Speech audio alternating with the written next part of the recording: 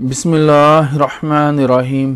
السلام علیکم ناظرین، تمام تعریفیں اللہ تعالیٰ کی پاک ذات کے لیے جو تمام جہانوں کی خالق، مالک اور پروردگار ہے، اور لاکھوں کروڑوں اربوں خربوں درود اور سلام اللہ تعالیٰ کے آخری نبی اور رسول حضرت محمد مصطفیٰ احمد مجتبیٰ صلی اللہ تعالیٰ علیہ وآلہ وسلم پر۔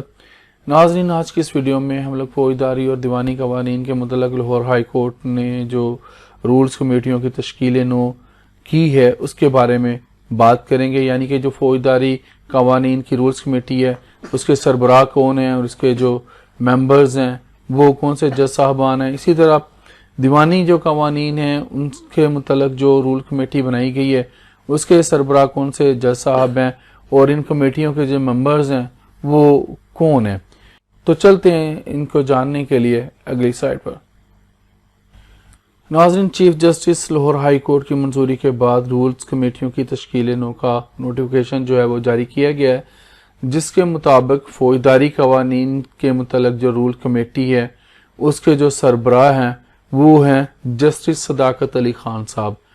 تو اور اس کمیٹی میں جسٹس شہرام سرور چودھری صاحب، جسٹس سردار محمد سرفراز ڈوگر صاحب، جسٹس انوار الحق پنو صاحب، جسٹس محمد وحید خان صاحب، سینئر سول جج بھی ہیں، ان کو بھی شامل کیا گیا ہے ہائی کورٹ جو لاہور کے ہیں، اور اسی طرح بیرسٹر سلمان صفدر جو ہیں وہ کمیٹی میں شامل ہیں۔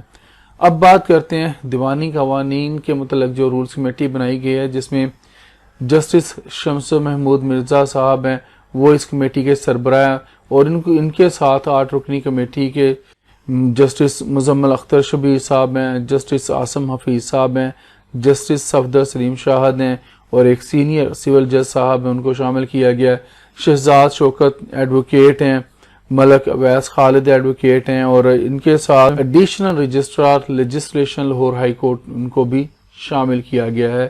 یہ جو دیوانی قوانین کی رولز کمیٹی ہیں، تو یہ انفارمیشن تھی، میں نے آپ لوگوں کے ساتھ شیئر کرنی تھی۔ آج کے لیے اتنا ہی، زندہ رہا تو آپ کے ساتھ پھر انشاءاللہ اگلی ویڈیوز میں ملاقات ہوگی۔ اجازت دیجیے، اللہ حافظ۔